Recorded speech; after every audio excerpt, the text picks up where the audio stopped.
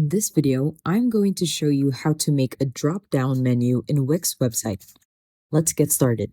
First, on the left side panel, you will see something like Pages and Menu.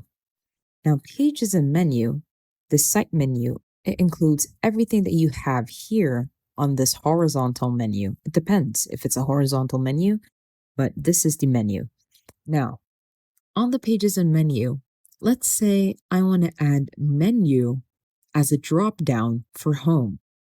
To do this, what you want to do is you want to drag this one, menu, to home, and then slide it maybe a little to the left, as you can see, and then add it. Now, let's say on home, I also want to add service list.